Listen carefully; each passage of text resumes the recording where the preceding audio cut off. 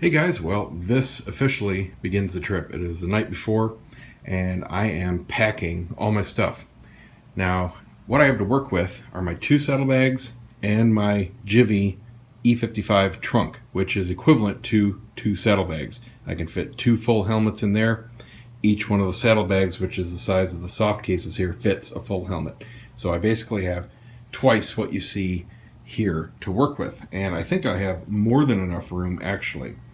I'm almost tempted to try to fit everything into the saddlebags and leave this trunk at home, which would make the ride a lot better because I do get some buffeting with just me on it, with the taller windscreen and without a passenger.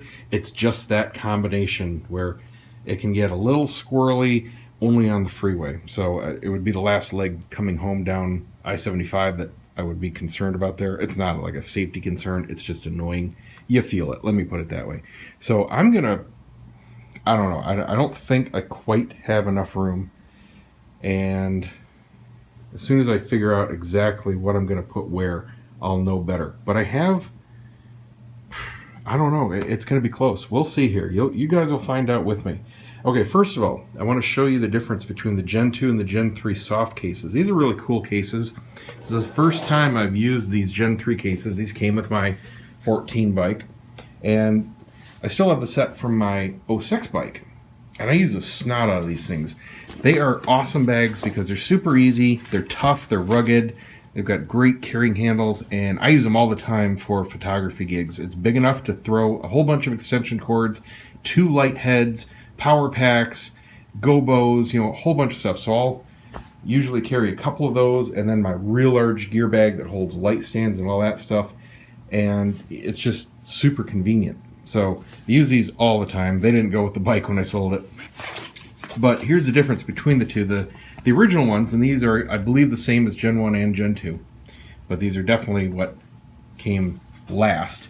You get this mesh zippered enclosure on the flap, and it's a rugged, almost cross between canvas and vinyl. It's not slick, it's not like a rubber feeling, but it's not fabric. It's tough, it's real strong polyester, but it's thin. Real lightweight. I mean, I have no problem with it at all. And then inside here, same thing. You have a water-resistant coating, kind of like a tent, but it's not rubber. It's the same kind of canvas or polyester. And then on the inside, you can see it a little better here, a little bit more of the water coating. It's not waterproof, but I've never had anything get wet after it got rained on. And that's all. You just got a nice big open container in the center. This has double zippers along the top, and then a Velcro down here, and then your hand straps. And they are shaped exactly like the saddlebags, so you can pack these right full, and they slide right in, and your saddlebag cover closes, and you have no snags whatsoever. So if you're actually carrying a bunch of stuff, use the soft cases. It makes it so much more convenient than trying to stuff stuff in the saddlebags, because half of it comes down and that clamshell opens. A lot of people have problems I see online. A lot of people complaining like, oh, the FJR saddlebag covers, they open too big, or stuff falls out when I open it.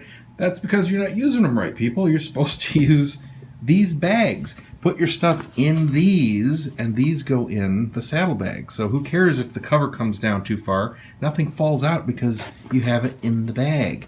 But for whatever reason, a lot of people don't use the bags. So whenever I'm carrying stuff, I use a bag. No big deal.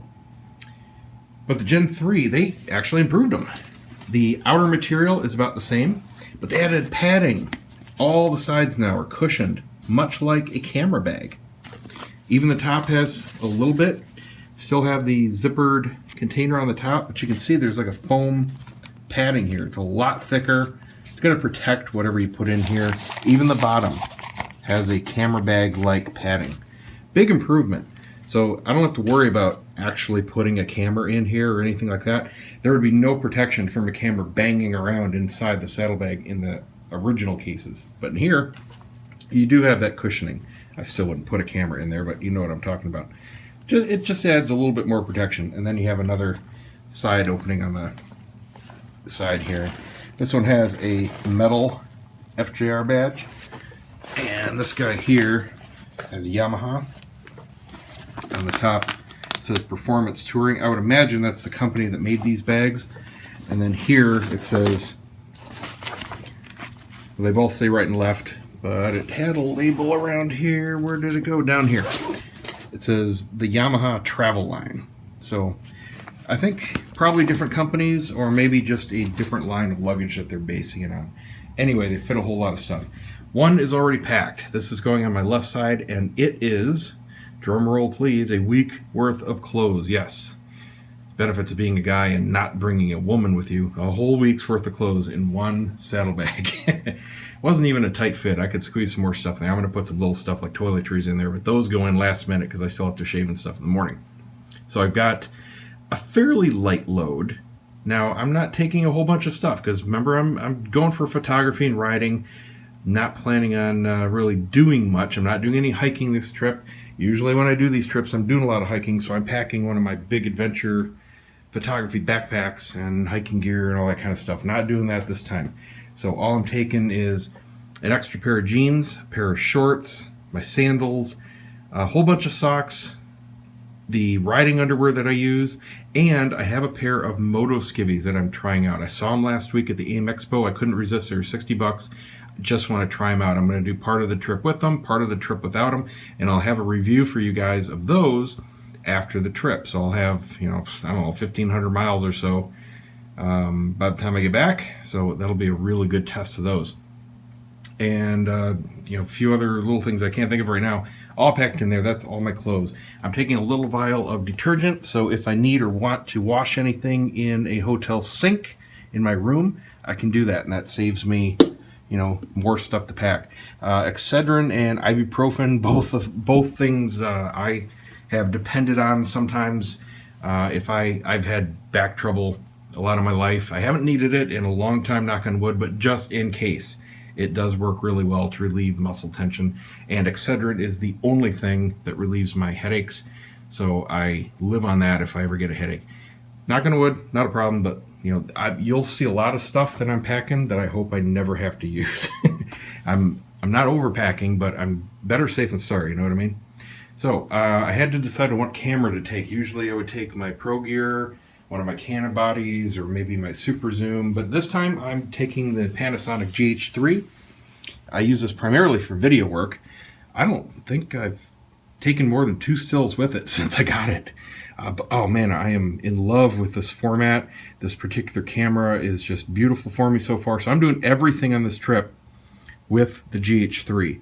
I don't plan on doing any video with it, but I don't know, who knows, it's there if I want to, but I'm primarily just going to be using this for stills. And again, this is half of the trip just for my photography, and it does take beautiful pictures, of course. And I got this nice small camera case for it. Usually I would be taking one of my larger Canon gadget bags, but those are just as big as a saddlebag. They're actually beautiful for taking on the bike. I go to pro gigs all the time, and I'll stuff all the stuff in here, and I can pull it right out and use it as a pro camera bag on location, and they're the exact same size as these, so those go right into the bike and right out just like the soft cases, but way too big for just sticking this and some cables in. So inside this little guy is going to go the camera and probably all the extra USB cords and wires that I'm bringing along, and I'm not bringing that much, it's just the minimum. Power is probably going to be my biggest limiting factor for this trip. Oh, I gotta sit down, my knees can't take this. Obviously I'm going to have just insane amounts of video from the GoPro. Don't worry, I'm not putting out some 20-hour trip video or anything, but I'm going to have a lot to have to edit through. Goodbye, bug. Hi. So I do have a lot of stuff that I'm going to be recharging every night in the motel room. I've got a dual GoPro battery charger. That really makes a difference if you're doing a lot of stuff. I'll start over here. No, I'm not bringing the dog toy. Spare key. Very important. I'm keeping this in my jacket pocket just in case. And there's also another spare key here at the house. So if she needs to overnight one for any kind of reason, can't imagine why, it's there. But spare key in the jacket pocket, you never know. These are the aftermarket ones that I had made. They're a lot stronger than the factory Yamaha ones. Actually, this one is my original Yamaha one. So I don't even think this particular one's ever been used. I did check it in the bike to make sure it works though. So just another thing I'm taking that I hope I never have to use. This is a lens pen for cleaning off all the camera lenses from the schmutz. Always handy to have if you're a photographer. Works really well on the GoPros when you get some, okay, I don't want that hitting the ground. If you go through some fog or some rain or something like that and you get water spots on your GoPro housing, you just, and it cleans it right up, lickety split. I've got USB cables, 3 or 4 of them. One to charge a GoPro, one to charge the GoPro backpack, one to charge the GoPro remote, which I'm going to use it some, but I haven't figured out, and I probably won't know until I get up there and actually start working, how much I'm going to be using this. I haven't used it a lot lately, just because I haven't needed to. I've gotten used to just reaching up on the camera on my helmet and hitting the button. However, this isn't going to be usually when I do a ride, it's hit the button, go do the ride, hit the button, and that's it. It's all in one take. Well, this trip I'm going to have lots and lots of video clips. So it's going to be very handy to see this. This allows me to have a little flashing light and see the status of the camera on my dashboard just for peace of mind. But it does eat up the battery in the camera a little bit, but more importantly, this battery, this remote battery, kind of sucks. And you can't swap out the battery. You have to charge this whole unit, and it's good for like 3 to 4 hours. So I'll definitely be charging this every night, and it is a unique cable. Just about everything here has its own freaking cable, so you got to remember to bring every single specific cable. It's really annoying. So here's one. This takes a normal mini USB, kind of like a cell phone. So that's 2. Plug it back in there. And then I have another one. This is for the GoPro, just a normal mini USB. Then I have one special here. This is for the Sena 20S, so any of the Sena units. This is for the comm system. That's got its own battery, and that is about an 8-hour charge, so I shouldn't have any problem with that running out. And then this one is for the backpack for the Sena GP10. That's a normal micro or a mini USB. Then I have an external drive, and what I'm going to be doing with this is dumping my cards every day because I don't have, you know, tons and tons of micro SD cards to be recording to, and I want them backed up through the trip. So every night I will just be copying everything to this. That's got its own cable, and that's its own special connector. It's I don't even know what you call it. It's weird. You can see it there. Come on, focus. There we go. So it's that kind of cable. That's another one. And then I have a card reader because I got to get the cards read to the computer. And that's a built-in cable, so I don't have to worry about that one. And this guy is an external battery pack. And this is probably going to come in really handy. I got this. Chloe is going crazy. She probably hears me talking. Chloe, stop. It's just Daddy. Quit your barking. Got this on sale for 15 bucks. Stop. It's enough. This is a 15,000 milliamp hour power bank. Let's see what it says here. 55.5 watt hours. It has dual 5 volt 4.8 amps outputs, 2.4 amps each. So what that means in layman's terms, you want to say hi, Chloe? She does not like the fact that I'm leaving. Yeah, you know I'm going somewhere, don't you? Yeah. She's been on me like rice.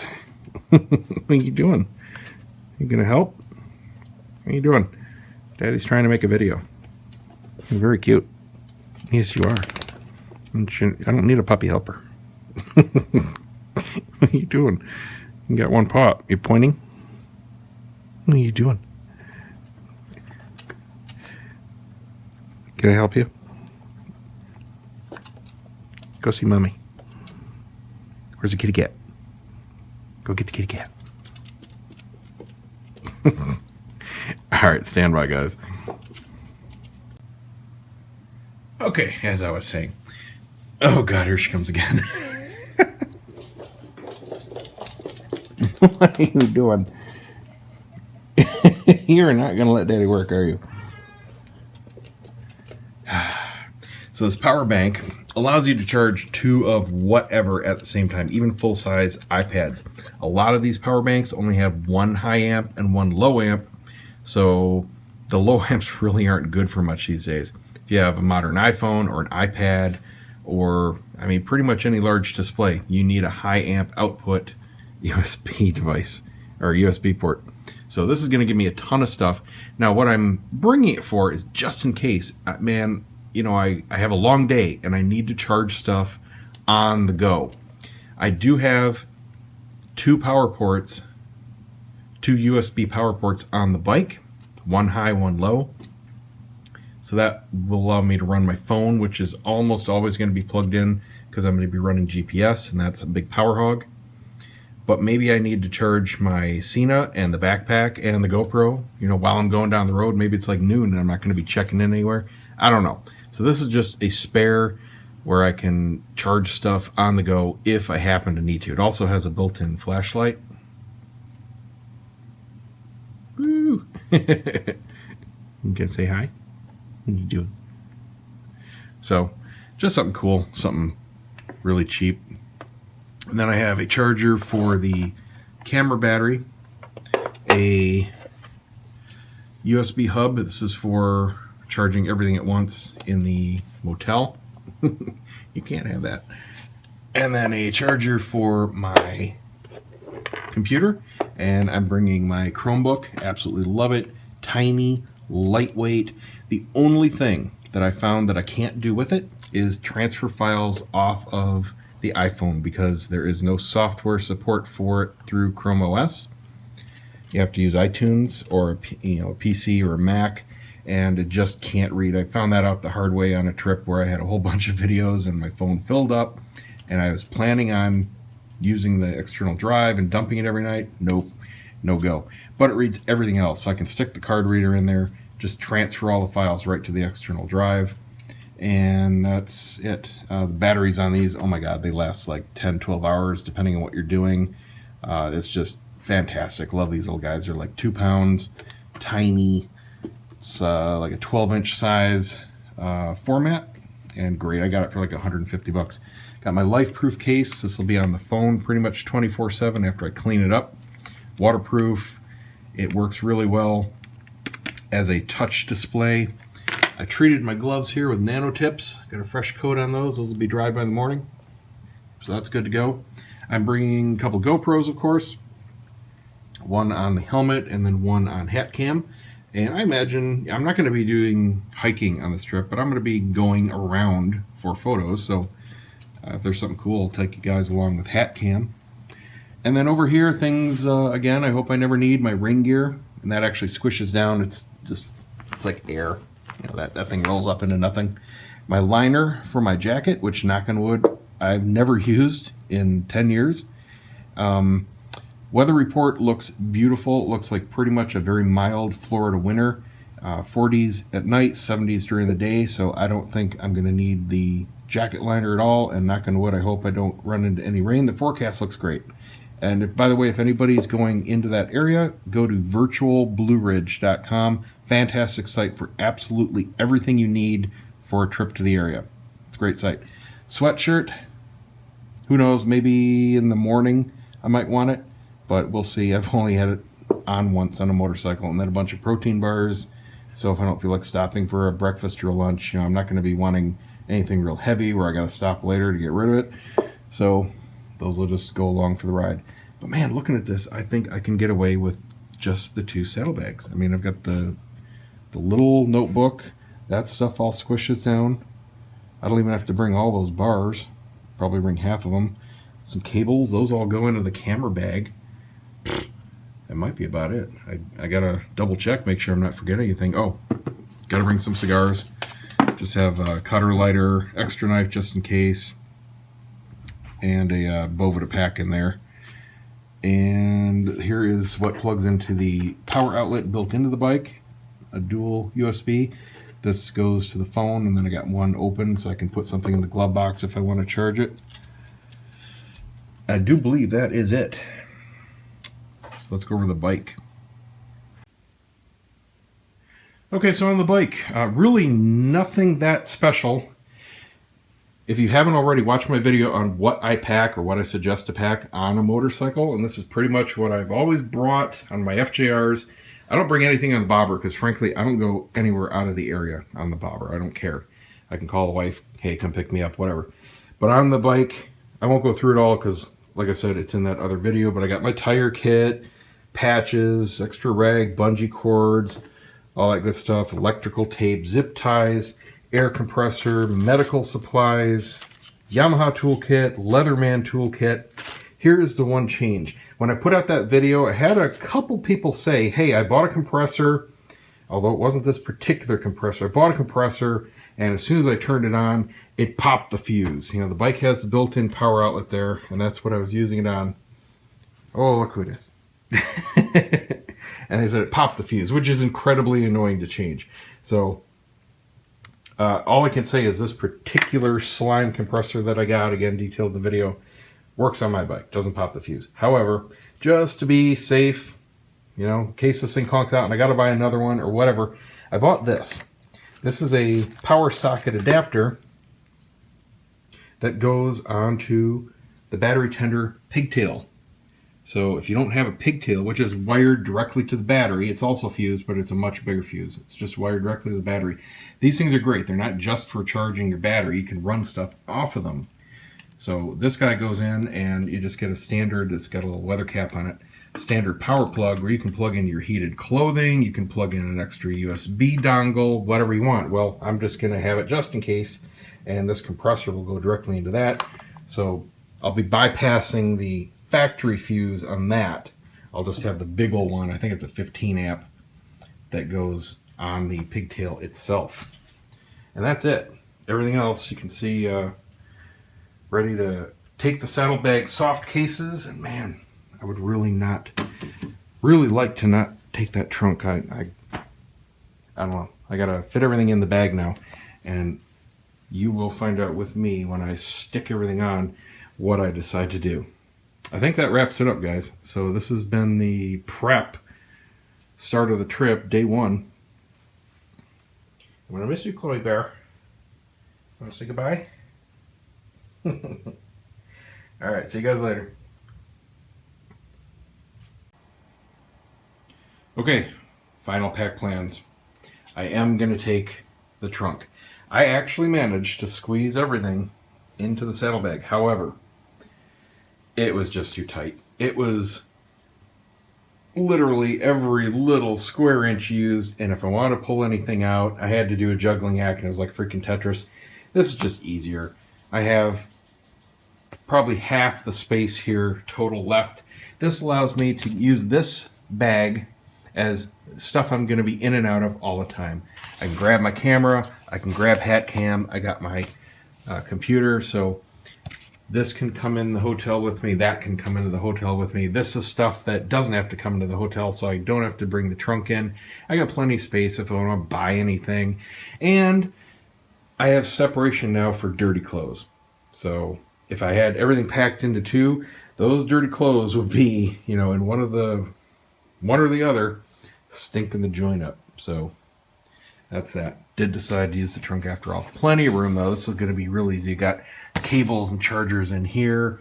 I've got some of the cables in the camera pack. This is packed full. I'm not going to be carrying that around. That's just for protection for the camera. So that's no big deal. And that's it. So now I'm ready to go. This stuff here goes on the bike. That goes in the bike. That goes on the bike. This goes in the bike. That goes on my head. And I'm going. See you guys tomorrow.